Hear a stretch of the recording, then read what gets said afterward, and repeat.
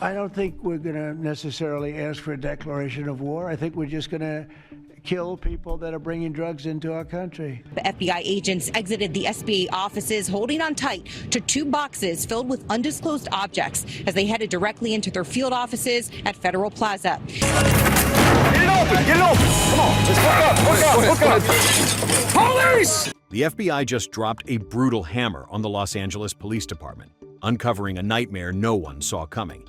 Yes, we're talking about 1.1 tons of drugs, 150-plus weapons, and a trail of corruption buried inside the very force sworn to protect the city. What started as a quiet investigation exploded into a federal storm of raids, arrests, and shattered trust. FBI officials raid the offices which he oversees. It is still unclear at this time why the raids actually took place on Worth Street here in Lower Manhattan, but we were there as the agents carried out their federal investigation. They thought the worst of it was street corners and back alley deals. Then a sealed courier box on a conference table changed everything. 8 kilos of cocaine, $8,500 in cash, and a 9mm pistol found inside the governor's own office. The courier? A deputy director sworn to serve. That single discovery turned one arrest into a roadmap of corruption. An encrypted laptop cracked open a 14-month ledger, 19 shipments, coded schedules, and payment initials. It wasn't a random drug ring, it was a system. People with badges were using government logistics to move poison through neighborhoods and schools. The drug lobby is the strongest lobby in this country, they say, the drug lobby. Then came October 7th, 2025, the Los Angeles Harbor raid. By dawn, San Pedro was swarming with FBI jackets, LAPD tactical units, and DHS teams. 9 federal warrants, 8 state warrants, 13 alleged Rancho San Pedro gang members in cuffs, all before breakfast. This wasn't a street bust.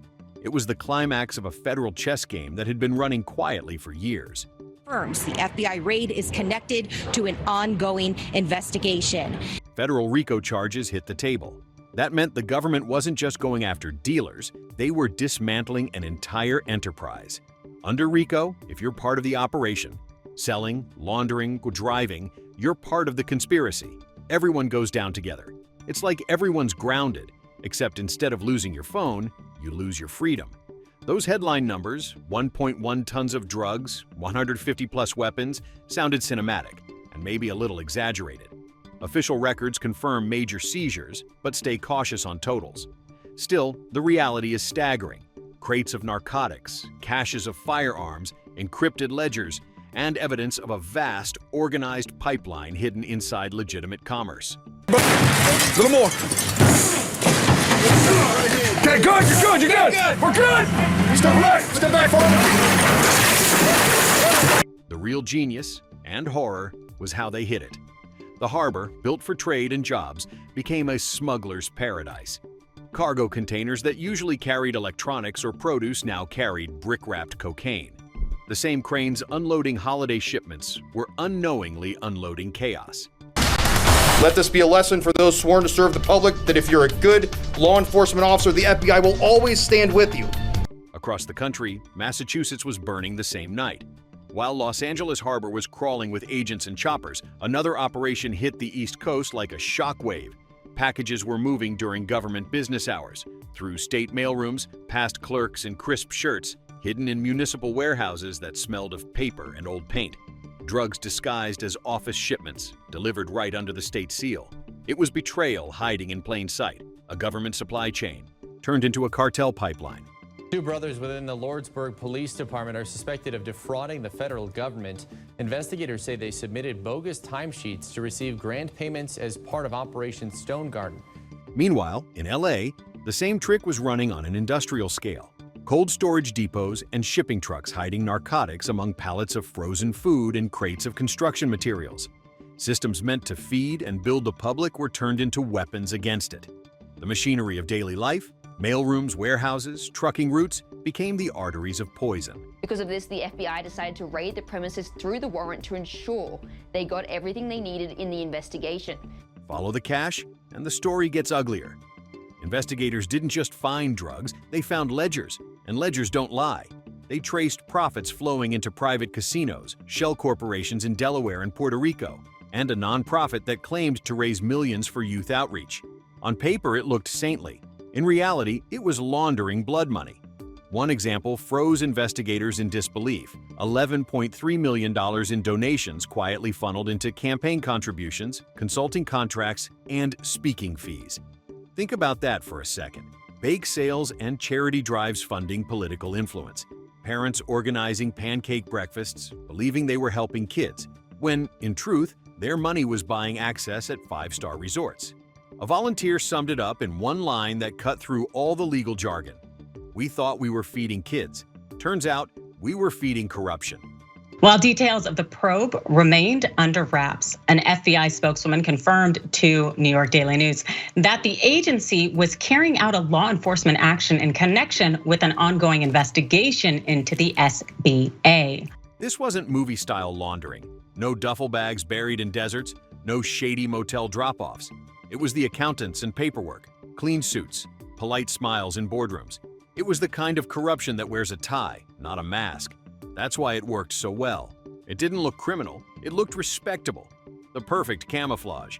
Then came the heartbreak. 17 police officers, municipal administrators, and even a state procurement advisor were arrested in one brutal sweep.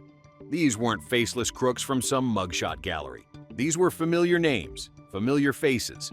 Patrolmen who coached Little League, clerks who volunteered at food drives, people who'd once been photographed shaking hands with mayors and cutting ribbons at civic events.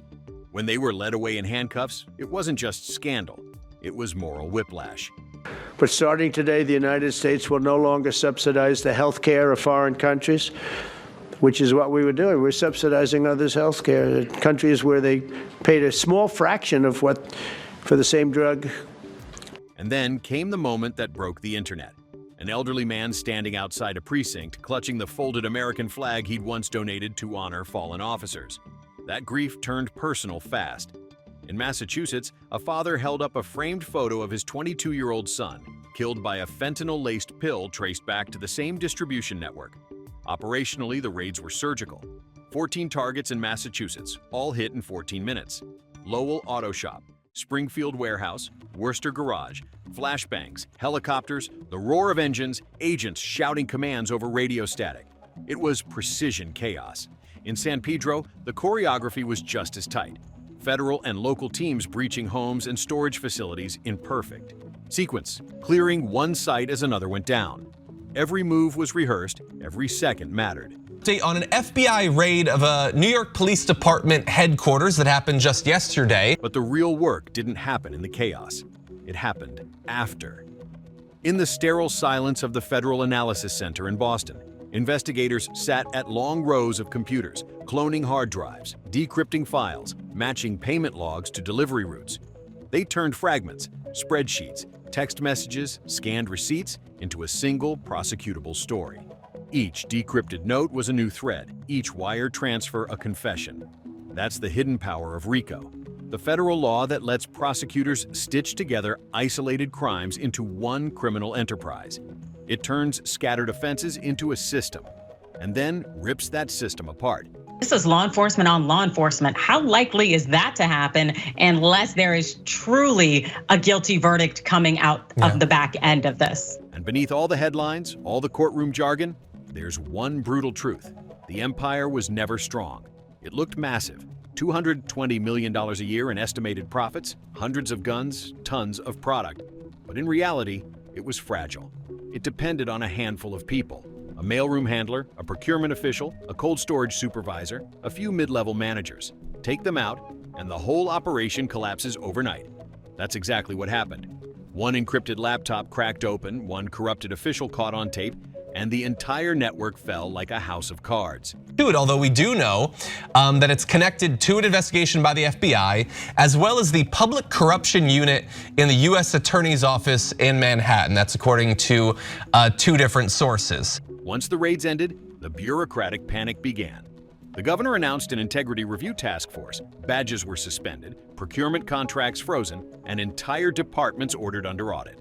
City councils scrambled to hold transparency meetings while shredding old memos behind the scenes. This is what institutional repair looks like. Not glamorous, just necessary. Layers of policy rewrites, ethics hearings, and audits meant to rebuild the trust that corruption torched. Because the real crime wasn't just smuggling drugs, it was stealing faith from the very systems built to protect the public. You know what it will do? It will spark a lot of Law and Order episodes. That's what will happen. For the defendants, the road ahead is a nightmare. Federal indictments mean years of discovery, plea deals, and pretrial warfare. Some will flip, some will fight, but most will sink.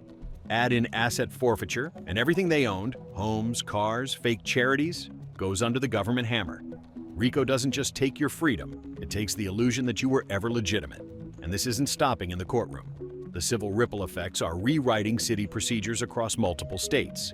Procurement reforms, mailroom random checks, nonprofit transparency mandates, and oversight on cold storage facilities are all being fast-tracked. The DOJ has made it clear, the era of business as usual is over. Oh, I could definitely see that. I could see some kind of organized corruption ring going on, whether it includes funds or maybe pay-for-play kind of situations. The most disturbing find wasn't a weapon or a ledger, it was a chat log. Buried in encrypted messages was a chilling quote. If you're the FBI director and you don't know what that meant assassination. Investigators flagged it as a glimpse into the extremist mindset festering inside parts of the network. Not a call to action, but proof of how far they'd fallen into paranoia. It's a reminder that once criminal groups start believing they're untouchable, they drift toward militant rhetoric. Condemning it isn't just moral, it's self-preservation.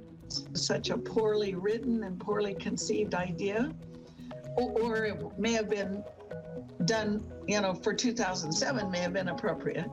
Here's the great irony. This so-called empire was thin, structurally fragile, dependent on access, not firepower.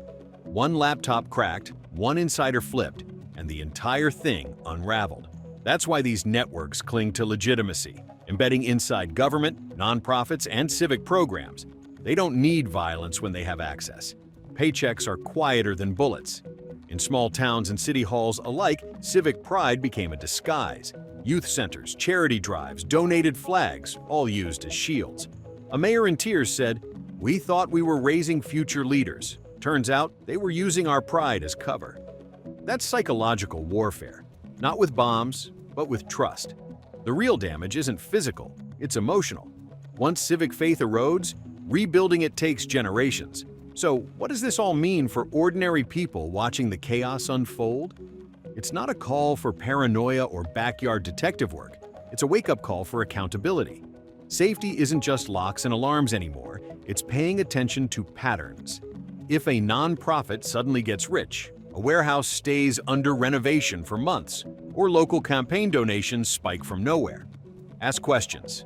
Demand transparency, not vigilante justice. Leave the raids to the professionals. I just think that whatever is going on, that there are a lot of people involved and people will be cutting deals right and left because the FBI would not go this far unless they had something. Communities can fight back the right way. Town halls that stay open, oversight committees with teeth, donation tracking portals, and public audits. Support victims' families, fund addiction recovery, and refuse to let cynicism take over. Because when corruption thrives, apathy is its oxygen. And above all, remember this, the real battle isn't against drugs or gangs. It's against decay from the inside. The moment we trade justice for vengeance, we start becoming what we're fighting. Accountability has to stay lawful, patient, and relentless. The raids might have ended with flashing lights and headlines, but the story they exposed, that our systems can be infiltrated, twisted, and weaponized from within, is the one that matters most. Because the next time corruption hides in plain sight, it won't be in a dark alley. It'll be under fluorescent lights, wearing a badge, smiling for a photo op, and counting on no one to look closer.